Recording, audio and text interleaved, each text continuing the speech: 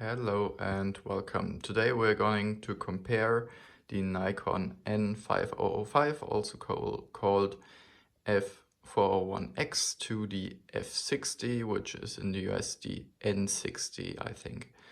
So these are both beginner SLR cameras. They have some things going for them, others that are not so good. So we are going over that, what I think is good and what is bad.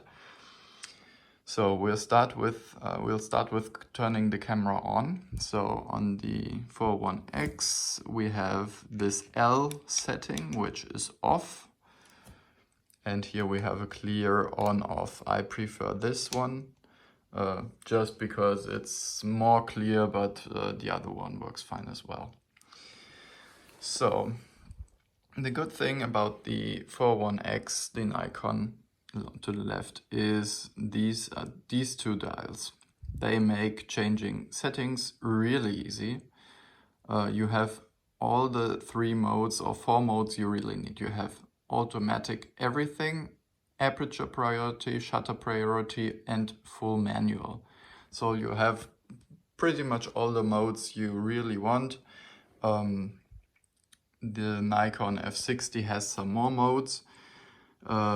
Sports and portraiture settings and all that's nonsense. I don't like these settings. I always only use manual, aperture priority, shutter priority. These are the modes I use. So if you like those more modes, I guess be my guest, but I don't really use them. I don't find them useful at all. What I would find useful on the 401x would be more information about lighting in the viewfinder. So this is very basic on lighting information. It just gives you a plus or a blinking plus if you're overexposing, or minus and a blinking minus if you're underexposing. This is very rudimentary, and for manual mode it makes things harder than they should be. On the F60 you have more lighting, better lighting information in the viewfinder, and what you can do is this button can work magic. You can deliberately over or underexpose your photos as much as you like. So what I like to do is, if I'm in a dark room and I'm having trouble getting the shutter speed I need to get a shot, I'll underexpose just a bit to get the faster shutter speed. So that is a very useful setting that we have here, but unfortunately not here. I do like these controls a lot more though. These controls are just so much more intuitive, and I like the all mechanical look and feel. So we have the frame counter here, it's manual. What we don't have is any information on whether this camera reads the DX correctly.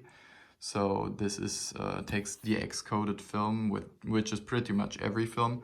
But if your film is some novelty, specialty thingy without DX coding, then it will always read this as ISO 100, I've read. So keep that in mind, but this is really a niche case for people who are deeply into photography and probably have much more access to pro models and so on, which can change the ISO setting manually. Here you can at least see what the camera has read out for the DX encoding, so you can at least check if your film was read correctly. So if you put an ISO 400 in, if it really registers at that, you don't really have that feedback here if your DX code is somehow not read correctly, which I guess pretty much never happens. You wouldn't be able to tell until it's developed. So look and feel wise, the silver it's ugly. I'll be honest. This camera was dirt cheap, just a few euros. This is a very well kept example in prime condition that my dad used. It's held up remarkably well, and I just like the feel of this more This feels a bit cheaper, but not that much.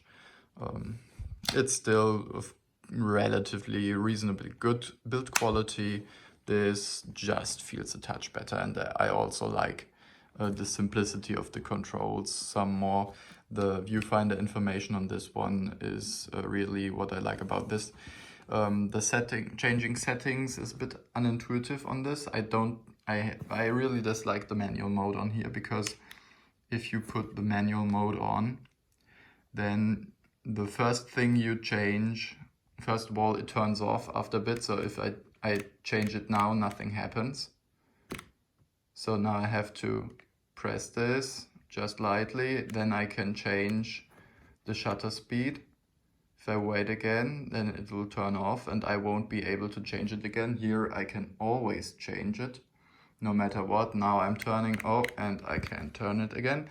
So I have to reset this, and now I can put it to like 1/60th of a second. And now to change the aperture, I have to push the aperture button, and then I can change. Oh, that didn't work. Now I have to hold it down and then change the aperture. So this is really tedious. There's lots of things that can go wrong. You use the same wheel for both settings, so that's counterintuitive, because if you're in the wrong, just happen to be in the wrong setting, then you're out of luck. This button is pretty much the only reason this exists in my camera ensemble. Because the deliberate under or overexposure is really useful in aperture priority or shutter priority mode.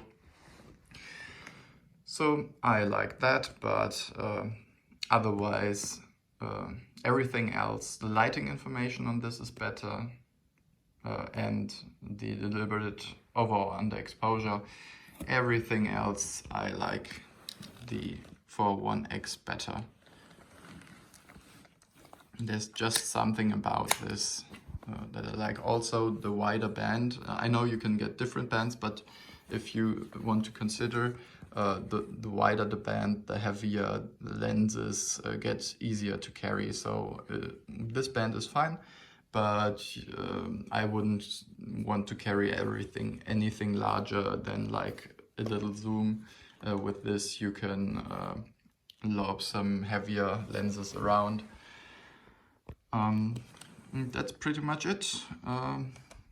If you want to know anything more about these cameras, just leave a comment and I'll probably answer.